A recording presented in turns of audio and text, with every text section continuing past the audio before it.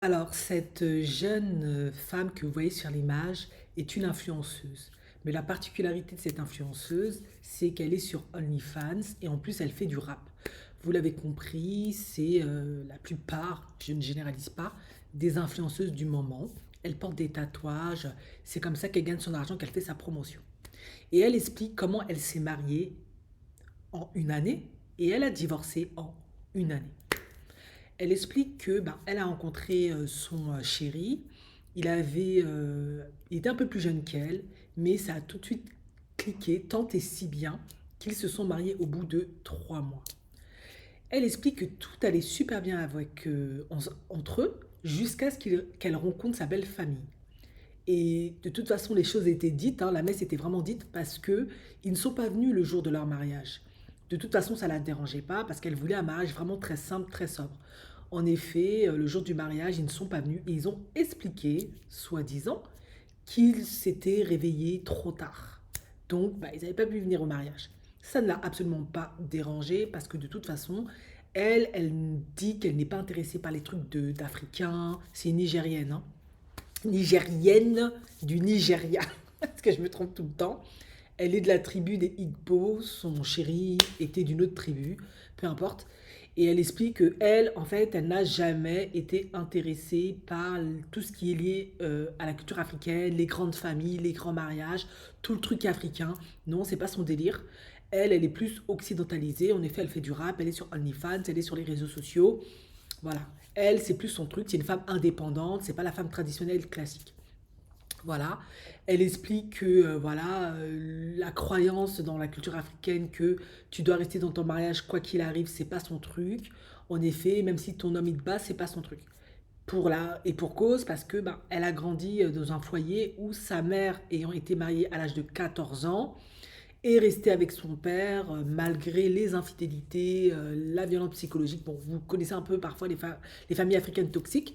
Elle est restée coûte que coûte parce qu'il fallait rester dans son foyer, c'était le plus important.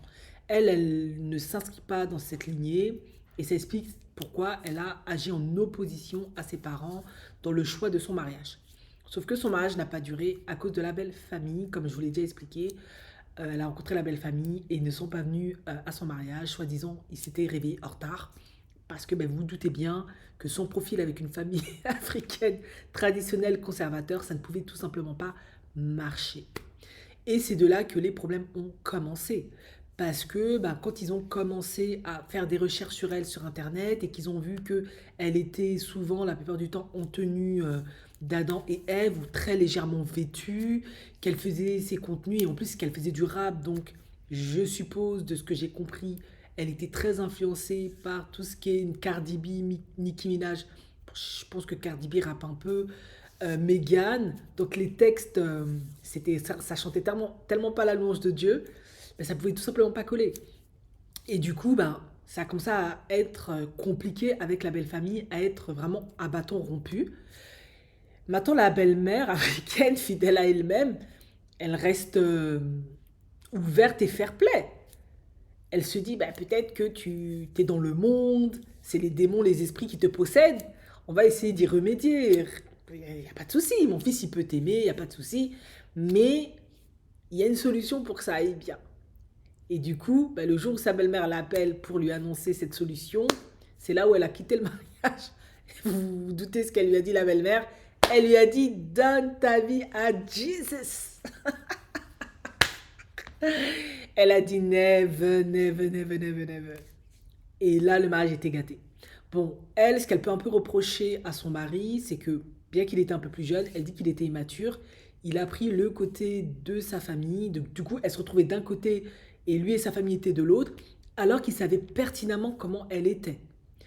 Et le fait qu'il aille du côté de sa maman, de sa famille, ça lui a pas plu parce qu'elle ne voulait pas changer. Elle était très bien comme elle était, elle s'aimait comme elle était.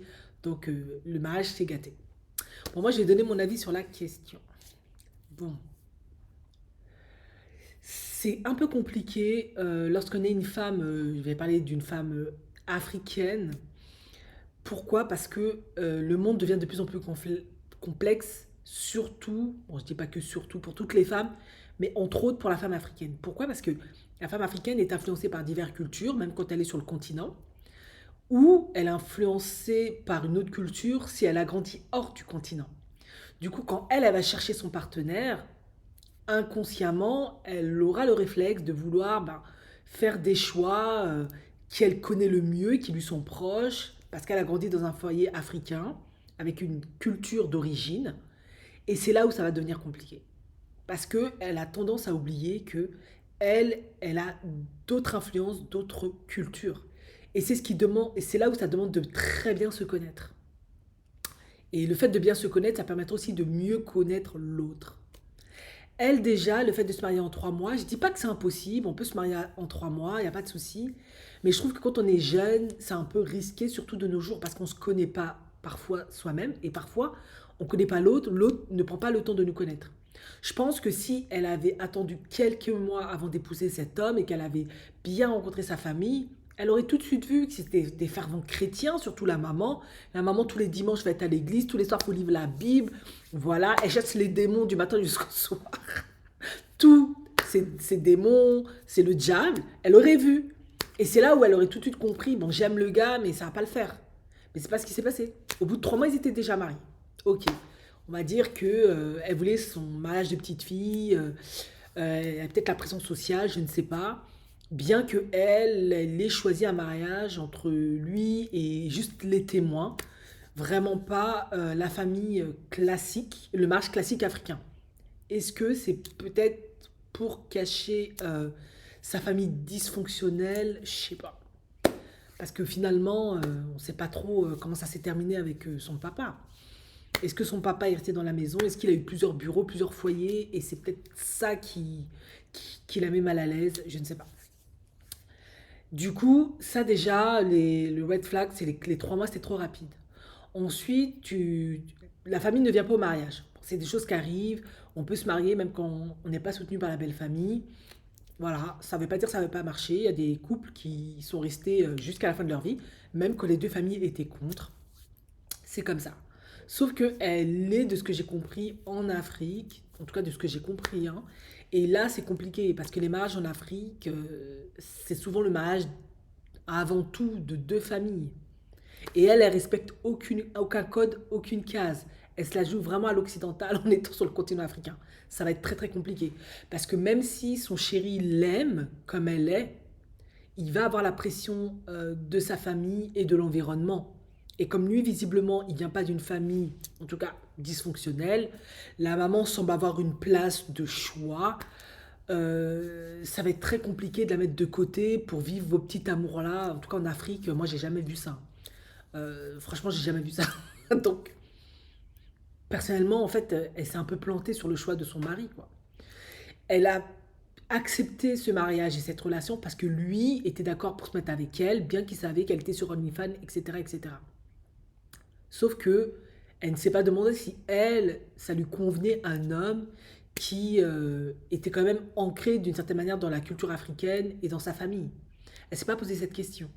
Et c'est pour ça que quand la maman est venue avec Jésus, elle a préféré divorcer. Ben oui, parce qu'il y a des hommes qui peuvent très bien se mettre avec toi, même si tu es dans le péché, même si tu es dans la prostitution, même si tu fais des dingueries, parce que leur croyance en Dieu, surtout chez les chrétiens, les musulmans, c'est possible aussi, mais j'ai jamais vraiment vu ce cas-là, mais c'est possible. Surtout chez les chrétiens, Jésus, il a pardonné la prostituée, il lui a dit que celui qui n'a jamais péché lance la première pierre. Donc en fait, c'est pas un problème pour la plupart des chrétiens de se mettre avec une femme qui avait une mauvaise vie, comme ils disent, parce qu'ils se disent une fois qu'elle aura accepté Dieu de nouveau, elle sera, en tout cas sur les évangélistes, hein, de ce que je comprends, même chez les catholiques c'est possible, on va dire chez les évangélistes, une fois qu'elle sera née de nouveau, elle aura de nouveau donné sa vie à Dieu, tous ses péchés seront effacés, elle va être une nouvelle personne. Donc elle sera habillée de manière beaucoup plus sobre, humble, chaste et tout le tralala. Donc pour lui, c'est pas un problème. Ça se trouve, il t'aimait bien, mais ça se trouve, il t'aimait très très bien, mais il s'est dit, c'est pas grave qu'elle soit comme ça. Peut-être qu'elle est juste perdue, égarée, c'est Satan qui l'a attrapée, elle est dans le monde.